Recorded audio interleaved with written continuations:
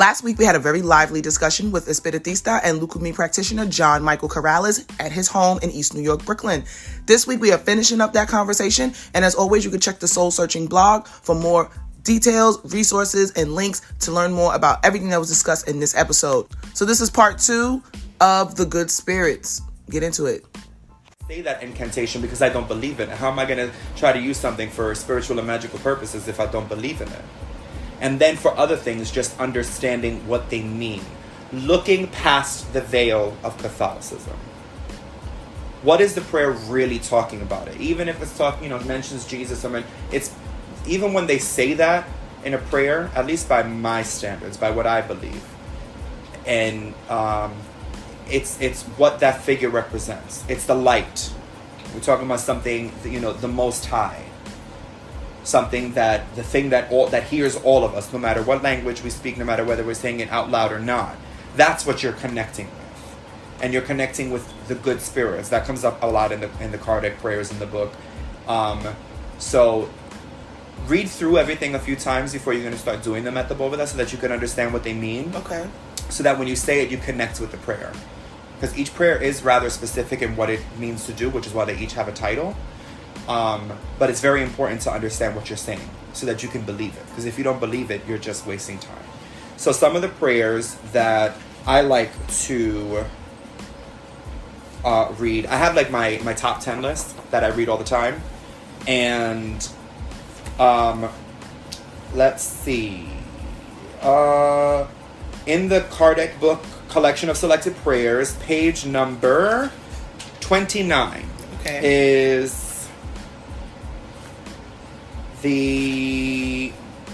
No, it's not that one. I'm sorry. I'm thinking about the other book. Anyway, there it is. Page 30. I'm sorry. Evocation to the good spirits. And that in itself is just showing you what the whoever translated this from the original, from the Spanish book. His stuff was all originally written in French, to be fair, then translated into Spanish. They're both Romance languages, so that's easy. Once you get to English, things get a little... So, I believe in the Spanish one, it's called Invocación a los Buenos Espíritus. Okay. Which is invocation. Invocation and evocation are two completely different things. But anyway, so that one is essentially speaking to the spirits of the Most High. Like, think about the spirits that... I always think about the center glass. The center bowl, the fuente, or the big glass in the middle of the bóveda. Okay. So usually when I'm refreshing my bóveda and I'm doing that glass, aside from the personal things that I say whenever I'm dealing with the water and the glasses, I like to do that one. Because it just makes sense to me. Like, that's where all of those spirits reside. That's where that energy is coming through. That's who's keeping an eye on that. So it just connects, and as the focal point, I understand the purpose of that. So it's like, if I'm going to start anywhere, I'm going to start at the center and work my way out, instead of working my way out and then going back in, just the way my mind works. And then the next one is, they have it says, praise the Lord. It's, in Spanish, it's alabanzas a Dios. Okay. Which is, kind of the same thing. But essentially, that one is giving thanks. Giving thanks to the Most High. Giving thanks for the good spirits, the reasons why we're thankful for them, because they help us. And like I said in Espiritismo, something that's a common thread is caridad.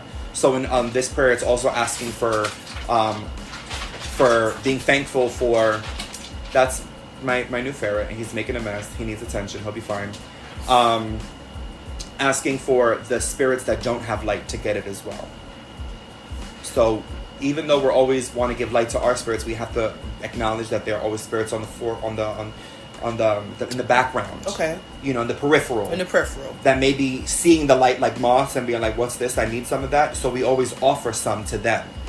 It's an act of charity to offer light to spirits, whether you know that they're there or not, that need it, and it's also keeps your spiritual cord from getting muddled. And your actions at the Boveda from getting muddled. Then there's every day's prayer. That one is correct because in the book in Spanish it says oración para todos los días. So a prayer for every day. I really like that one. Okay. Because it's really all encompassing. Again, just talking about why we're thankful for every day, what we get out of every day, and it's given to us for free. So we give thanks for that. We give thanks for the good spirits. We hope for light for ourselves, for our family members. So this one is going out of just the spectrum of ourselves and talking about the people around us and why we're grateful for things. And again, that would be in charity to pray for those people that are around us, not just going to the Boveda to pray for ourselves, which we primarily do, but we always want to, if we have family spirits at the Boveda too, then why wouldn't we pray for the people that are alive? Like if you have a family member that's sick, or, you know, your partner, your mom, and your parents, if they're still with you, you know, you want to pray for them, even if they sons of bitches. Not the case for me, but we just got to keep it funky. Sometimes people are like, oh, I got to pray for my daddy, he's an asshole. Pray, you know, pray that he un-asshole himself. I don't know. You know, you just, or if not, don't do it. Again, don't be a hypocrite. Don't be a hypocrite. But if it is in you to at least do that act, that means something. That's building what I would say like good spiritual credit. That's putting some good light in the battery from one day you're going to need that light and it's going to be given back to you and you're not even going to know it. Then there's the prayers for Reuniones Espiritista, which is Spiritist reunion, which would be for misas. Okay. So there's the one that's for the beginning, and then there's the one for the end. Obviously, you're going to say those in misas. There's also one for the mediums, para los mediums. I generally don't say that one outside of the context of a misa, because you're asking for light for the mediums around you. And not in a general sense, in a specific sense. You know what I'm saying? So it's like, if I'm working by myself, there are no other mediums around me, so who am I doing this prayer for? Okay. You know what I'm saying? But when if I'm doing something where there's other people involved, then I would, because if there's other mediums there, I want all of us to have light. I want all of us to be here for the right intentions, which the prayer is also asking for.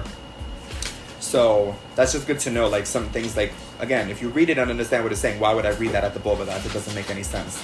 Then there's one, like I said, for the guardian angels and protection spirits. I absolutely love that one. Number one, because I love my cuadro.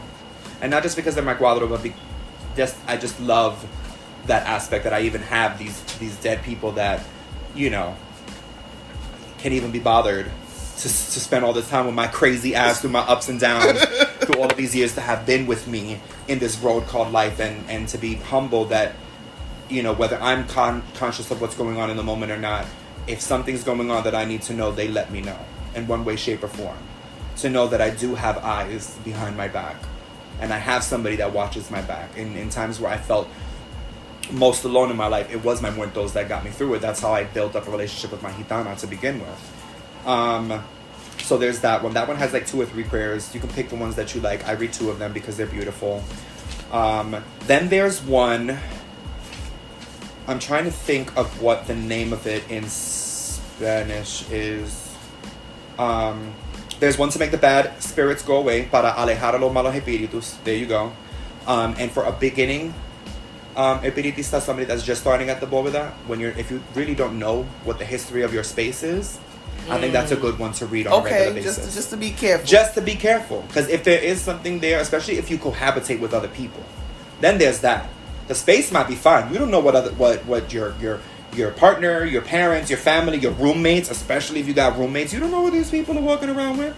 And you share space with them. So whether you want to or not, you kind of have to be responsible for cleaning all of that up, at least as per how it affects you. So saying that prayer, it really can't hurt. Just in case there's something there that really doesn't belong there, you can give it light to kind of be like, okay, now you can get your ass on out of here. You can leave now. Hell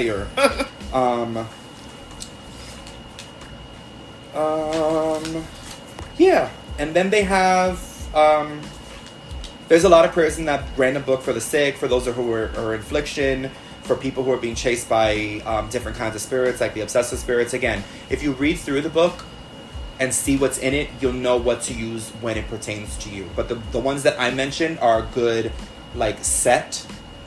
And then, of course, like anybody who comes from a Catholic background, as I myself, technically speaking, also do. Funny sidebar, I've only ever been baptized. My sister was baptized, communion, confirmation, went to Catholic school. When I was little, my parents put me in Catholic school for kindergarten, took me out for elementary school, tried to put me back in the 4th grade. I lasted for 2 weeks. They had to take me out. It just was not, and not that I was doing anything, it's just, I can't even remember the circumstances around it. I just knew that I didn't want it. And I guess my people were like, well, guess what? We don't want it either. And I ended up back in a regular school, but they never did any Catholic ceremony to me past a baptism when I was a baby. Oh. Because I wasn't with the other stuff either. See?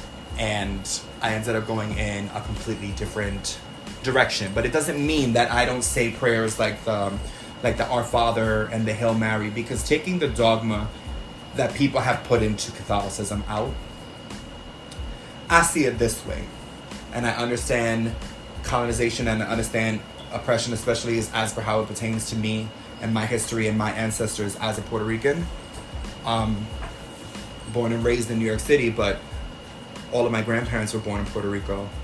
And I understand, I know the history of my people. I know what they did. I know how Catholicism was used to subjugate all of us and take our culture away, which is why it's hard for me to connect with my Taino spirits, because I don't have that knowledge, I don't have that language. Even though that is still in my DNA, there's a disconnect. Well, let's talk about misas for a little bit.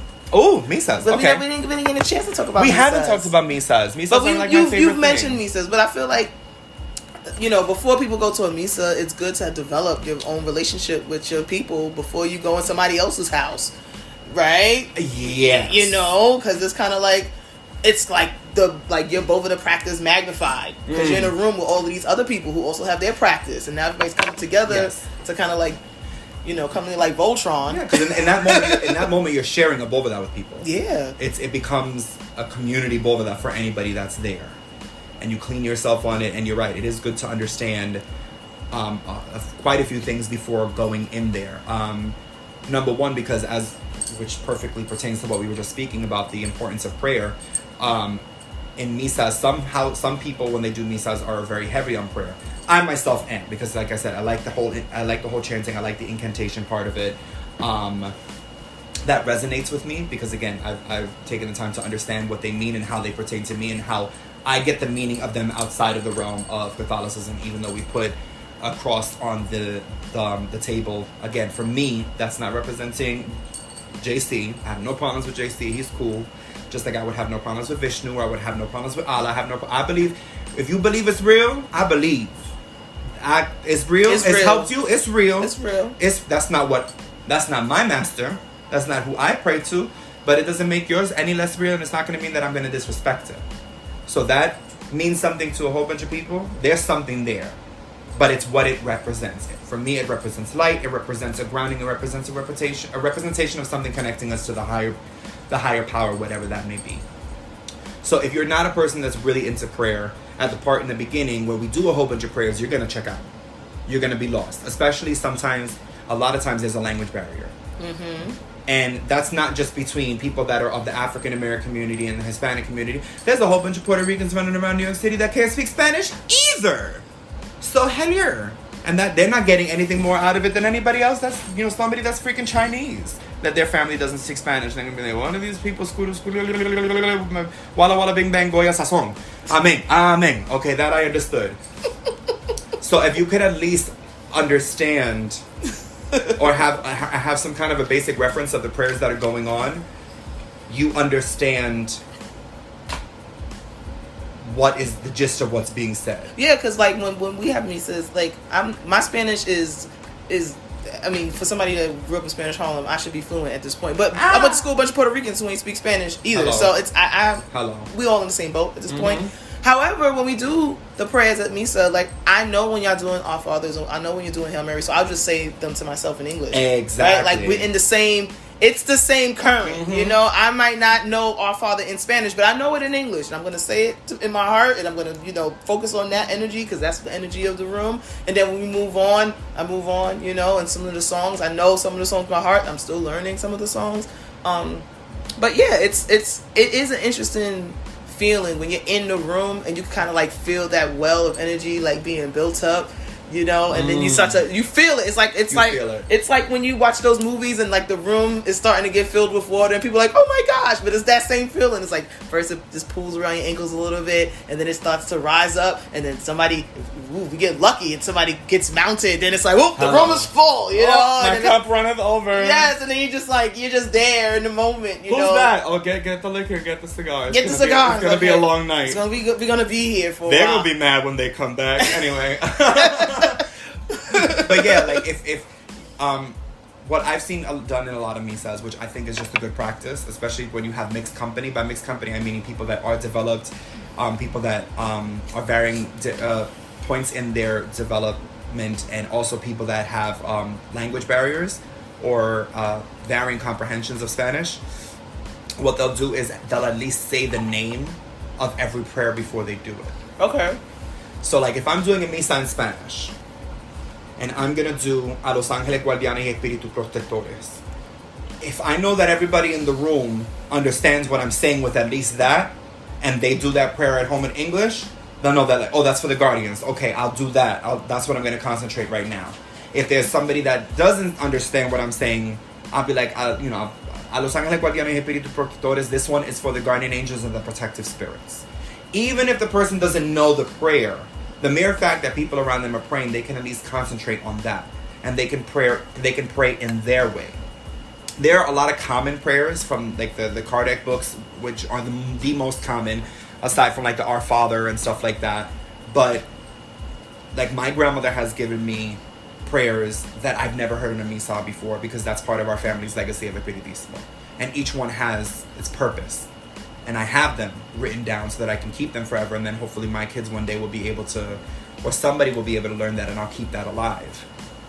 But there's so many different prayers that everybody has their own little mojo. You know, there's some people's that have commissions that the spirits that resonate more with them are the spirits that are we call them mensajeros de los santos, or messengers of the saints. Okay. So like that's when somebody will get told, oh, you have a spirit that is a messenger of San Lazaro. That maybe in their life they were a devotee of Saint Lazarus, and they wore the habit, you know, the sack outfit, and they did the prayers and the petitions where they would walk on their knees or like groveling on the ground towards the church where they on his feast day, different things like that. Or people that were devotees of Saint Clare, Santa Clara. They're people that go more that way, so they're really heavy on the prayers, and because of that they're going to know a whole bunch of things, because each prayer again is a chant for something specific. So the prayer that I do at the table versus a prayer that I might do if I'm cleaning somebody is going to be different, because it's a different act. But it's if you're going to get involved in Espiritismo, it is implied that a very large aspect of that is going to be prayer.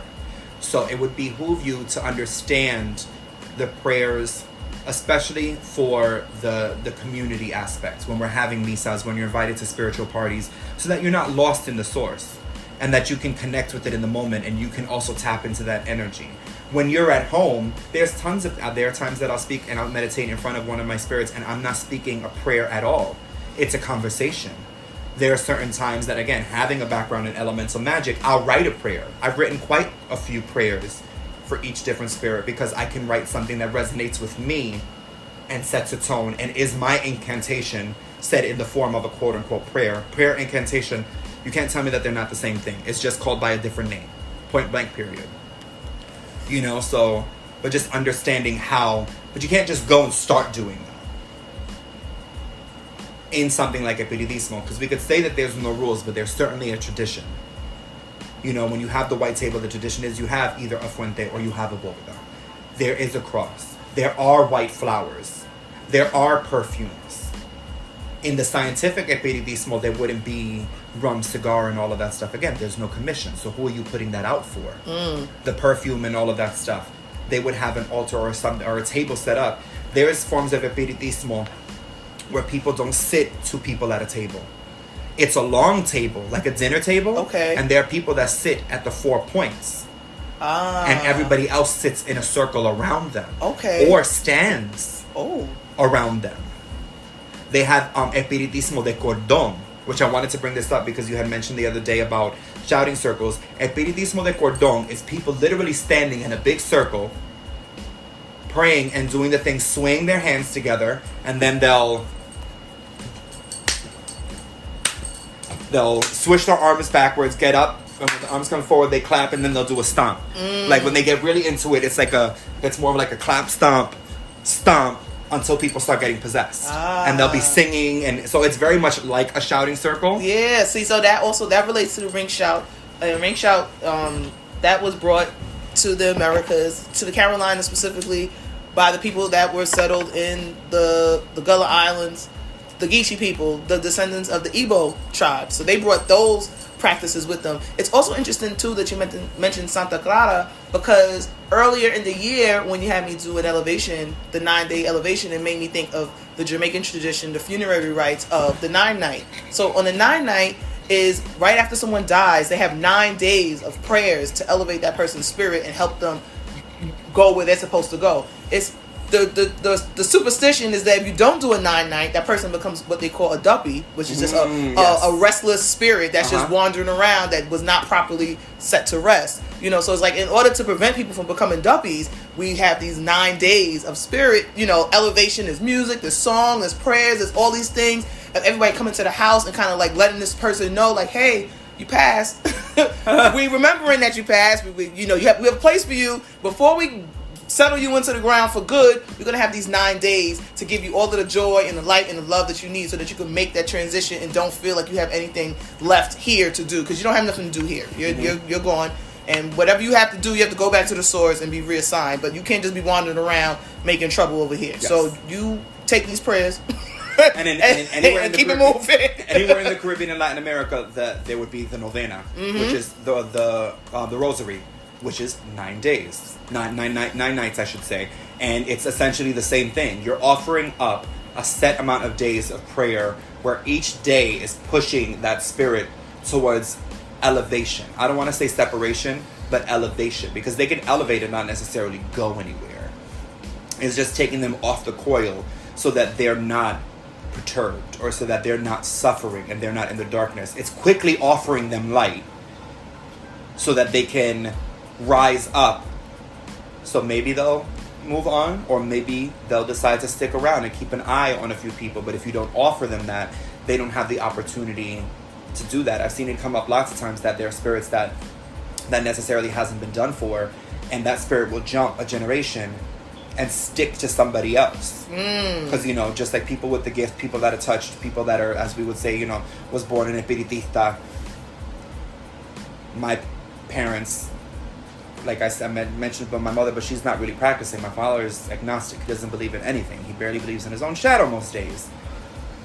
And you have that thing with most of her brothers and sisters, with one ultimate exception. My uncle, he's Crown Ogun, and he also practices espiritismo. I have another aunt, she's Crown Ochun, but she's Muslim now, but that's another story. But then you have this big jump. So the spirit is going to go and look for anybody that's going to be able to help them. That doesn't necessarily mean that person is already involved. So that spirit could jump on a child a generation down the line, knowing that child has the capability. Because here's another thing. I say, I'm born from, my grandmother is an espiritista. My great-grandmother was an espiritista. There were espiritistas on my father's side. I was born a medium. I wasn't born an espiritista. I wasn't born with the work put in to this incarnation. This body, the work hasn't been done on this body to be able to accept spirits coming through me, spirits taking me over, spirits speaking to me. So you could have somebody, my mama was a this and my great-grandmother was a that and this, and that's great. Who are you? You're not your mother. You're not your great-grandmother. You're not your great-great-great-grandmother. They put in the work to be what they are, even in death. You have the potential. You have to put in the work, though. You don't magically get to come. I wish I would have got to come and not would have had to go through the trials and tribulations just off the strength of who my great-grandmother was and who my grandmother is. And not, come into consciousness on the floor and all of these different crazy things. And it's funny because I have I just mentioned my uncle, and a lot of the first spiritual stuff that I did was at his house, because he used to live in this building. He used to live upstairs, and that's really where I got to see Santeria for the first time and be exposed to all of those things.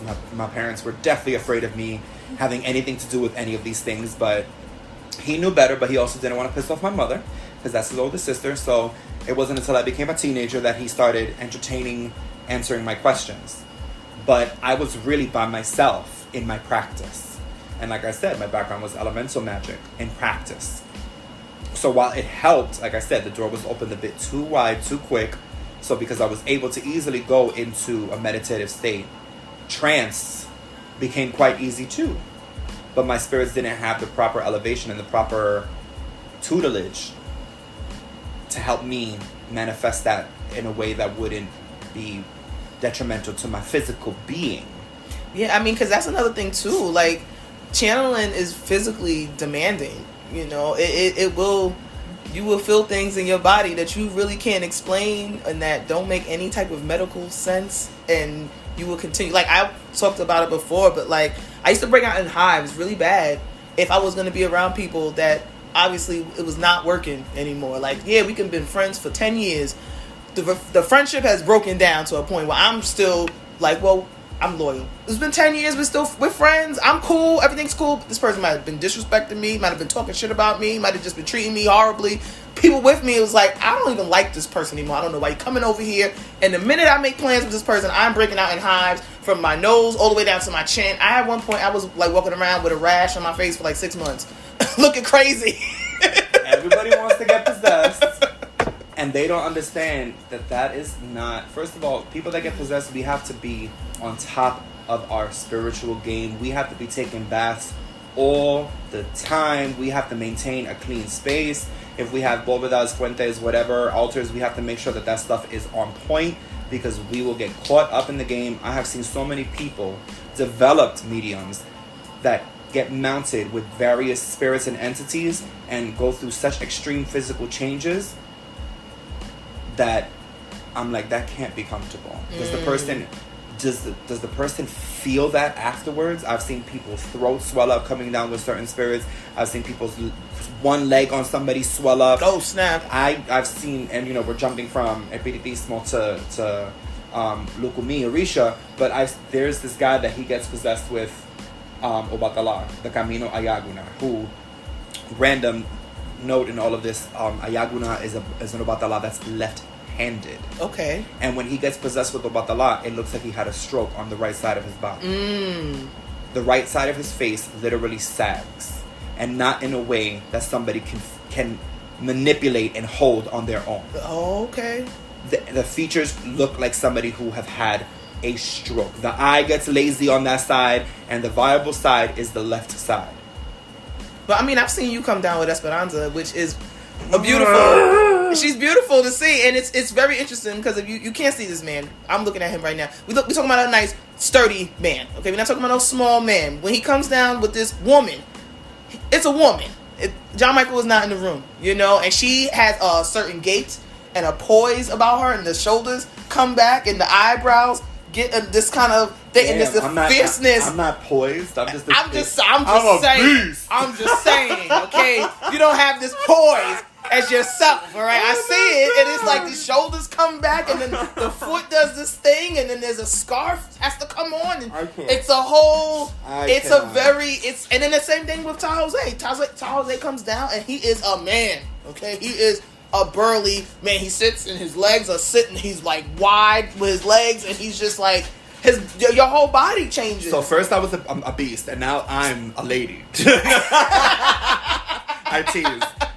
But it's like to see people go through those physical changes, you know. And I mean, it's in the same vein. I've seen people, you know, fake mountains, and I'll be like, I'm not here for the bullshit with y'all neither. And that's dangerous. And I think that comes from people.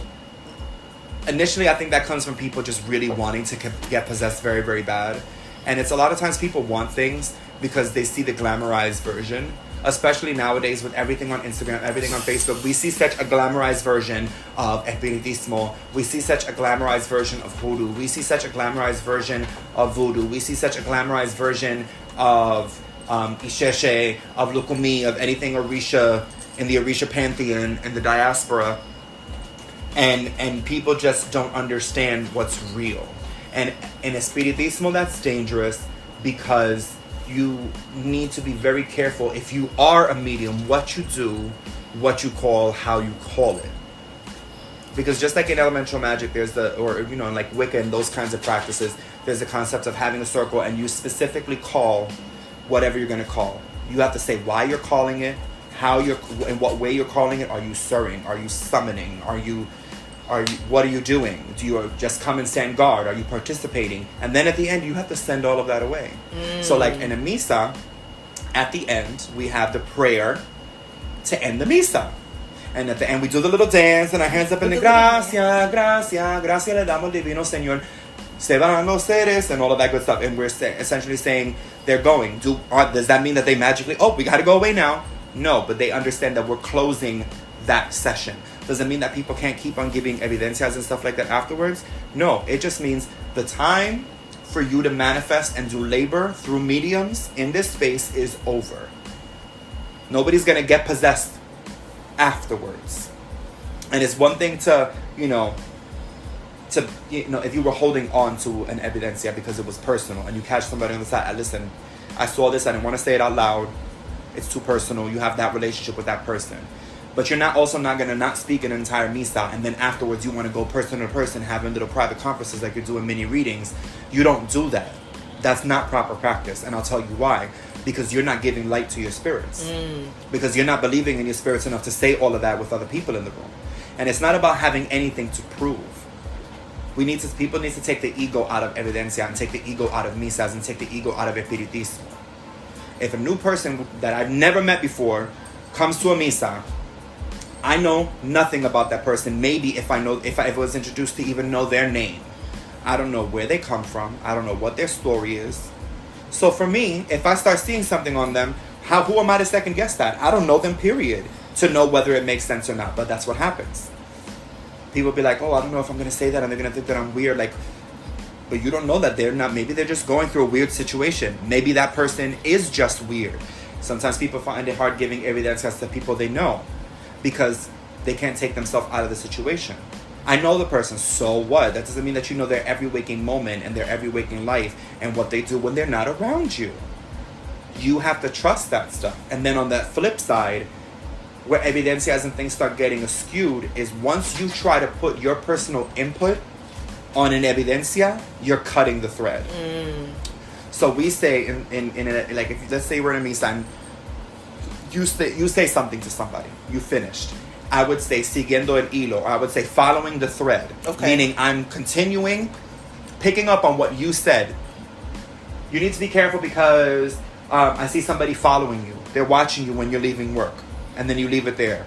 And I say, continuing the thread. Because I was seeing you, but then I was seeing like somebody on the corner and this and that, and yada, yada, yada. And I'm getting the feeling that the person is because of this. And that person was sent to follow you by somebody that has this beef with you and yada, yada, yada. And then somebody else will jump on the thread. It's a thread. But that thread comes from the muerto. In the collective of all of us. Because in a misa, we all have access to the same information. If you say something and I say something, we both had access to that information. Yes. Whether you see it or not, that depends on how developed you are. It doesn't mean that you don't have access, unless you happen to be there when you don't belong there and that person's spirits just don't like you, because that could possibly be a thing too. It happens. That's life. The spirits have their own personalities. Listen, I done been at misas before where somebody would be like, do you see something? I was like, I see somebody sitting right next to me and I ain't seeing nothing else. And I can't tell you what else. That's the only thing there's somebody here. I don't know who they are. They just here and I'm not seeing anything. I don't feel nothing either, and it could be, your spirits ain't really all that cool with the folks that you in this damn misa with. And they're that's hey. responsible of you. There are people that talk just because they like to feel like they have to prove, I was invited to a misa, I gotta talk. If I'm in a misa and I don't see anything, I will not speak until I do. In the interim, I will pray. And I'm not praying to be able to see anything. I'm praying to keep light for the people that are talking. To keep the space clear for the people that are talking.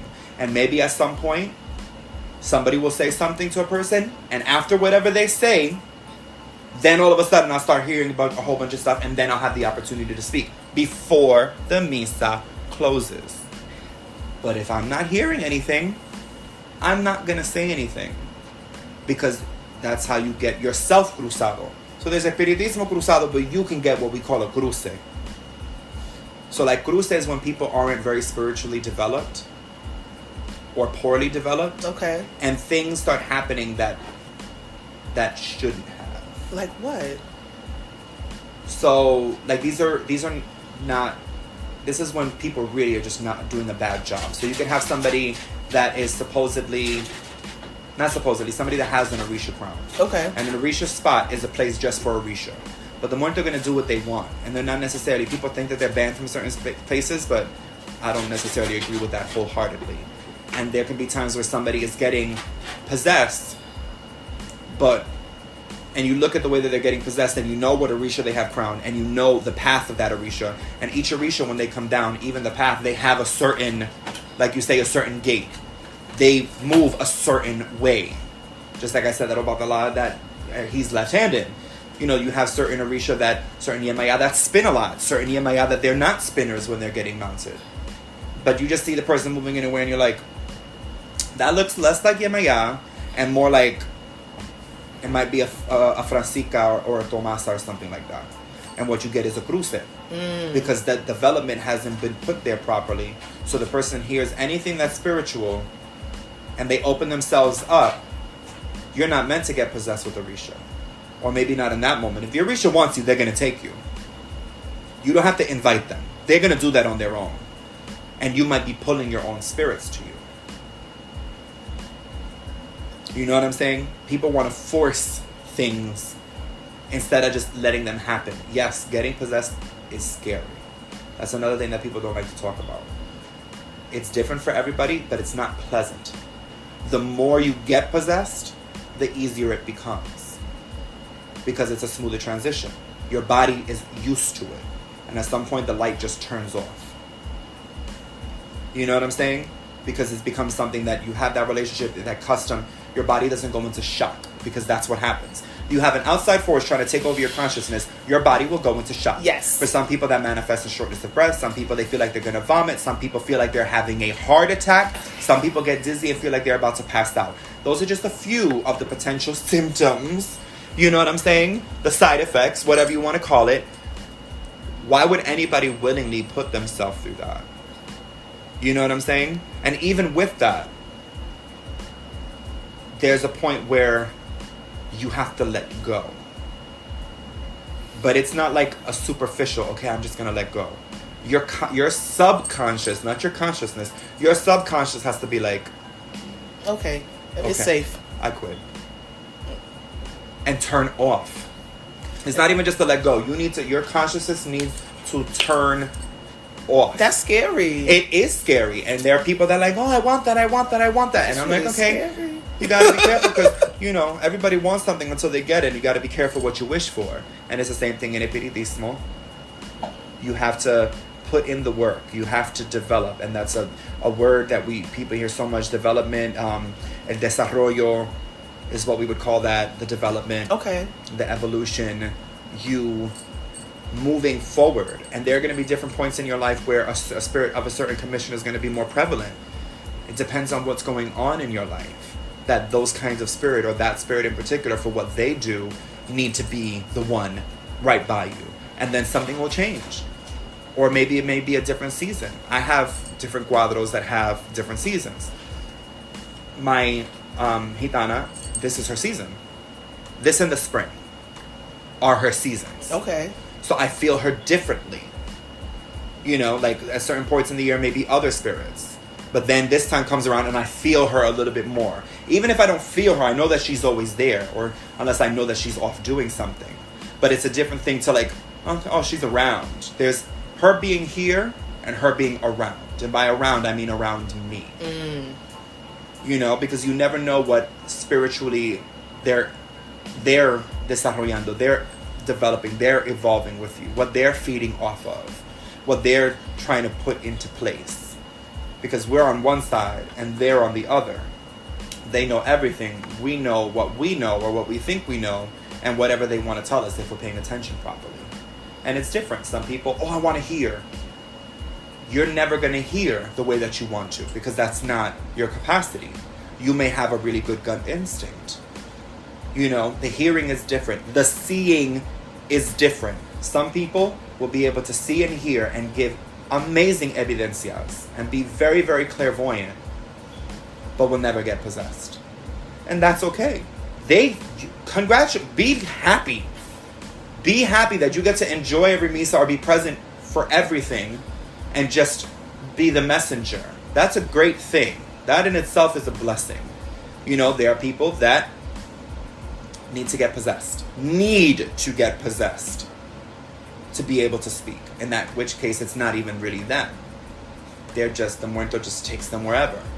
You know, maybe they need to do a little bit more development. Maybe that's just their bag. You don't know, you know. And then there are people that will never get possessed, point blank, period. And people that will always have limited sight. Because, first of all, if you're a person that's very closed-minded in life, with what you can see in front of you, what makes you think that you're going to be so open-minded with things that you can't see, hear, or quantify? How does that work? Even just scientifically or logically speaking, that 1 and 1 does not add up to 2 at all. You know, you get into it what you put into it, and you get out of it who you are.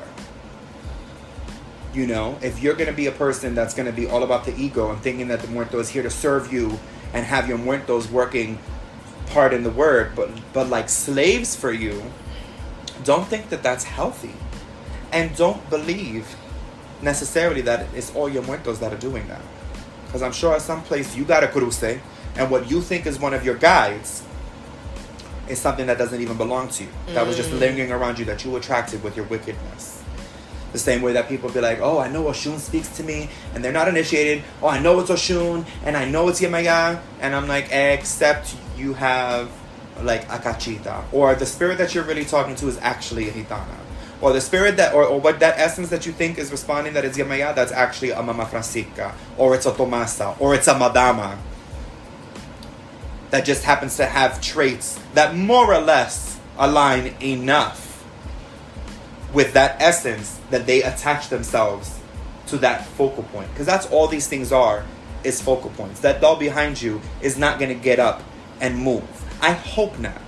Because even after all of these years, I will probably throw myself out the window. And you know I live on the second floor. And then she's going to be like, why would you do that? And I'm going to be like, why would you? Why would you? Why would you? Why would you do that to me? Please don't do me like that. But they're meant to be focal points. And they're each prepared in a certain way, specific to that spirit, specific to that commission. You know, so yeah, there are no rules. There are guidelines. There are traditional practices. And there are things that we will say, that's not espiritismo, or that's not how that's done. Because traditionally, it has not been. And the spiritual science supports why it shouldn't be done. So people want to mix things, and it's tough when you want to mix into things that have already been mixed. Lukumi is already an amalgamation. It's already a mixture. Yes. Espiritismo is already quite a few mixtures down the line. Because as I said, Espiritismo, Kardec, Espiritismo Científico, Mesta Blanca, Criollo, Cruzado, going down, and not down. Again, I'm not saying down in a good or bad. I'm saying down the timeline. Okay. Things that have developed. Practices that have developed and have bubbled out. Don't mix. I practice elemental magic. I would never try to mix my elemental magic practices with espiritismo. Do I have talents that I developed through practicing elemental magic that benefit me as an espiritista? Hells yeah. An understanding of herbs, being able to get, work with oils and being able to work with sticks, and understanding the importance of plants and what they do and how their magic is good and how you can, different ways of using them, making concoctions, making potions. Does all of that benefit me in espiritismo? Hells yes. But I'm not going to stand in front of homegirl and be like, hail to the guardians of the watchtowers of the west, calling the gypsies of the west side. Hear me. Because she's going to be like, why are you talking to me like that? She'll be like, I'm not even in the doll. I'm not even here right now. She'll look at somebody else and be like, go get your son. Go get your son. Because he's putting on a whole performance in front of me and I'm not here for it. How we feel and how the spirits feel are two completely different things.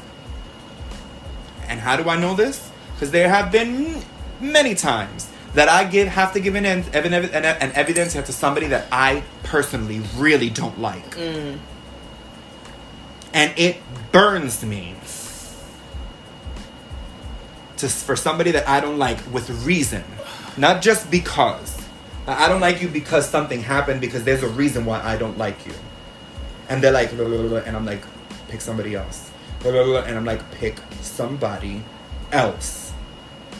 And she's like, I will give you a headache. And I'm like, fuck me.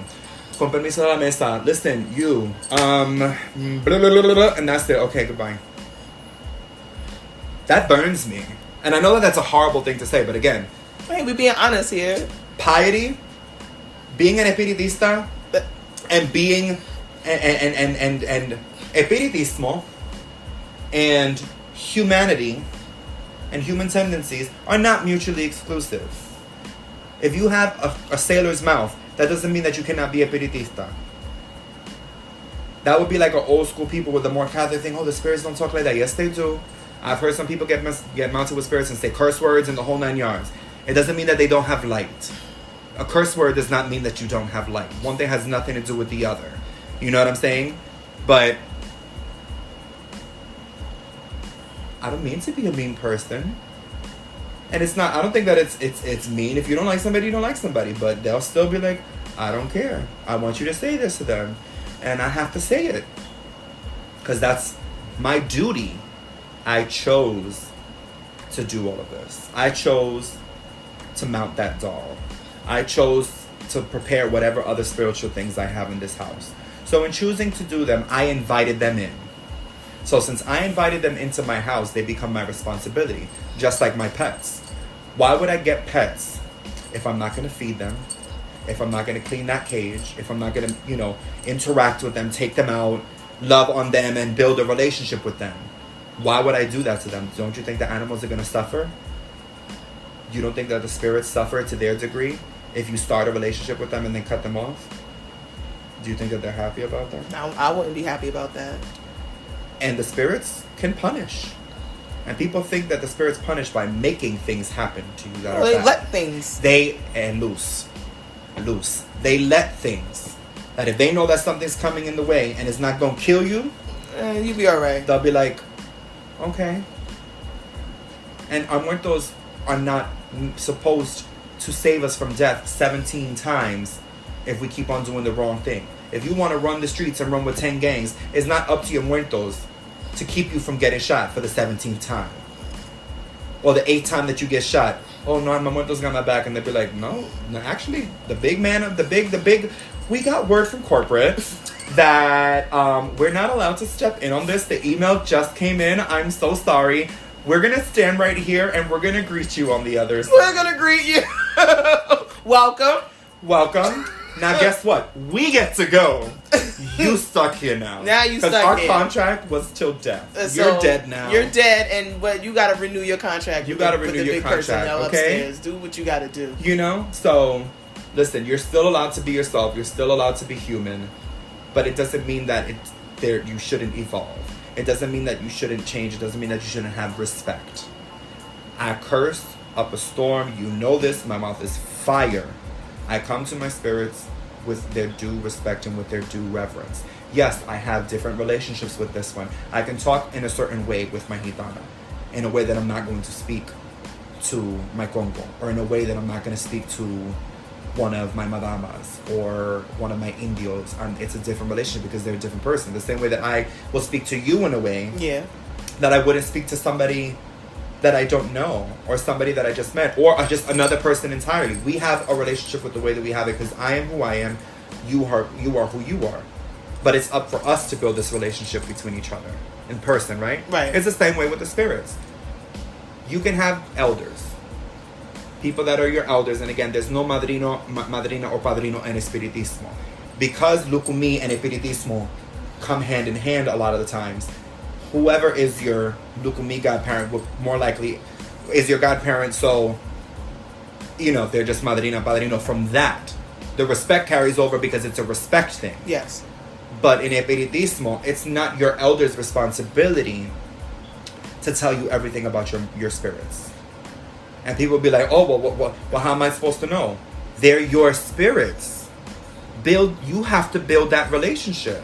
People want somebody else to come, tell you your whole entire spiritual court, tell you who this is, tell you who that is, tell you you gotta get a doll, you have to get all of this stuff, this is what you do, yada yada yada yada yada yada yada. And then what you're gonna do is dog that person, go to someplace else and be like, oh, they never taught me shit.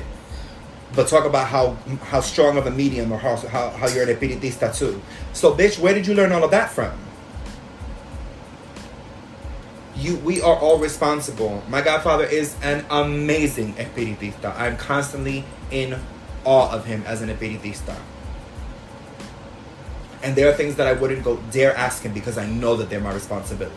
And I'm not even trying to play myself like that. Because I'm just aware. But it's different. I've been involved in all of this for quite some time. So through experience, you learn better. Which is why it's good to have conversations like this. Yeah. To demystify and take out a lot of the extra fluff. Because there's so many different... Everybody has an opinion now. Everybody has an opinion. Everybody has a YouTube. Everybody has a platform on Facebook. And people are saying the craziest things. And people telling people to do the craziest things. There's no Orishas on the Boveda. None of that stuff. Oh my God, no. Please don't do that. You're not going to talk to the Orisha while you're doing your Boveda. No. And my physically is not but 5 feet away from my Boveda. And I can be in there with my Orisha literally at my left. At the Boveda. And it's completely espiritismo. Just like when I go to the Orisha and I'm dealing with them, it is completely Orisha worship. Look at me as an Olorisha. Sometimes I am an Olorisha. Sometimes I'm an espiritista. I'm always both, but sometimes I have to be one or the other because I can't take espiritismo tenets and apply them to Lukumi because I feel like it. I can't take Orisha concepts and apply them to espiritismo because I feel like it. Because that's what my spirits are telling me to do. First of all, they wouldn't. And then I would say that and be like, ooh, we never said that. We never said that. And that's another thing. Like I said, once you put your input into an evidencia, the thread is dead. That's a thought. And a lot of times people, because of their egos, have a hard time separating what they personally feel from what the spirits are actually telling them. You have to develop a relationship with your spirits. You have to develop proper spiritual hygiene. If you are doing a bóveda, have your fuente, any of those kinds of things, you have to put in the time. If somebody tells you in a misa that you have this spirit, you go to 2 other misas and 2 other people tell you that you have that spirit, you have that spirit. The more information that people have given you, work with that information. If they've given you a general idea of where the person's from or whatever, you assign what you feel is a good calling name to that spirit. And I guarantee you, with doing it in faith, that spirit, when you go to meditate with the candle or whatever at your bóveda for that spirit, that it's only that spirit that's going to get the light. Because you're putting trust in that spirit and you're calling in your heart and your body the spirit. Let's say Miss Trinidad. Somebody tells you have the spirit and you got a spirit, I think she's from Trinidad and she this and that, and somebody else, they're like, oh, you've got family from Trinidad? No, well, I see this spirit and I feel like she's from Trinidad, and the third person tells you and you want to call her for the time being Miss Trinidad. Until the day that you work so much with Miss Trinidad that she feels comfortable that she comes up and she'd be like, stop calling me that. My name is Henrietta. Hortense. My name is Hortense. But you have to build that relationship. You have to build the relationship. You have to build the relationship. Remember, they are outside of time. They don't have the rules binding them that we do. And we have so much, especially nowadays. It's so hard. I think of life, getting into this when I was a teenager and I didn't have to work. And all I had was school, and I was good at school, so school didn't bring me stress. So I just had so much free time when I was home, and I would just sit and meditate for hours. I'm not even joking, because that was my escape. I needed an escape, and I put so much blind faith into them, knowing that they were there, that they showed up, and they showed up hard. And based off of that alone is the reason that I have the relationship that I do with them now. that I promised Maitano, no matter where I live, the living room will always be her space. She will never get put in, I don't care if the room is a freaking mansion in itself, she will never get put in a room outside of my living space. She will always be able to sit where I sit and come home from work every day, and I will be able to see her when I leave the house, and I'll be able to see her when I walk into my apartment. Because that's when I felt like I didn't have anybody. Hers was the only face and the only voice that there was to keep me sane and to keep me from doing harm to myself. So how do I not repay her by giving her the position that she herself made? And she never asked for any of that. I chose. Now it's an expectation. You see, then there's another thing. You set the expectation. You gotta live up to that. Yeah. You know, but put in the work. Be respectful. Take your time. There's no sense of urgency. And I understand we work and there's so much stress and people have families and people have hard living situations and we deal with so much outside stimuli that sometimes it's really hard to calm yourself down. You gotta find a trigger. My trigger is my incense. No matter what kind of a day I've had, this and that, I could even be like, I'm not feeling it. And they'll be like, get up and light your goddamn incense. And I'll go and I'll light my incense. And the minute that I smell the incense, I'm like, okay, I'm in spiritual mode. When I'm cleaning the house, I want to put on music because I want to bring that joy. It's a different kind of an evolution. So for some people, they put on a little bit of spiritual music. You can look up Canciones para Misas Espirituales on YouTube. There's like 3 different playlist of like 50 minutes of like non-stop spiritual music. I'm gonna put some links because I have a list that I like. It's really good. I found a new one too. I'm gonna email it to you. You better. I love spiritual songs. I love. So you got to find your rhythm and you got to find what is your trigger. I think of all the helpful tips that I can give, that's probably one of the most. Okay. Because if you find your trigger, then you're less likely to give up. Because a lot of people give up because they expect certain results and they don't see them. This ain't Harry Potter, y'all. It's not Harry Potter. Like things are not gonna start flittering and fluttering and nothing's gonna levitate. You're not magically gonna go from not seeing anything to getting possessed and seeing dead people around you. That's not the way that it works. It's all very, very personal. But it's we have our time and they have theirs, and they know why they do things at the pace that they do. So if they're working on background stuff, if you're a person that has a lot of residual trauma, it may be harder for you. Because how innately, subconsciously, you can't trust outside of you if you can't feel like you don't trust yourself. So if you have personal trust issues, you're going to have a hard time listening to outside influence. If you can't hear that own voice that is your own psyche telling you you're beautiful, you're enough, you can do it, you're not going to believe some window telling you, no, apply for that job, you're going to get it. You're going to be like, no, I can't get the job. And they're like, no, you should apply for the job. This isn't a suggestion. Apply for the fucking job. And you're like, okay, now you're yelling at me. And they need to do that sometimes. But, you gotta do some of that work at first is really just for you. You just don't realize that until after the fact. And then you realize that once you've taken some of the baggage off yourself and you've allowed yourself to get into a place where you can turn everything off and you can center yourself and you can rewire your mind to exist within a conscious spiritual space. If you can't exist in a conscious spiritual space, you can't do it in a subconscious or unconscious way. So that's a nice that's a nice way to round off this conversation. Oh my gosh, 17 years later. I know, right? A million years later, here we are. But I feel like that was a great little Espiritismo 101. Hey, just a little something. A little 3-hour podcast. I might break this up into 2 episodes. This is fine for me. But I thank you so much. You're so welcome. Dr. Corrales. We call him Dr. Corrales. I'm gonna throw my book at her quite literally. I've got like 7 books in front It's of fine. me. It's fine. I can take it.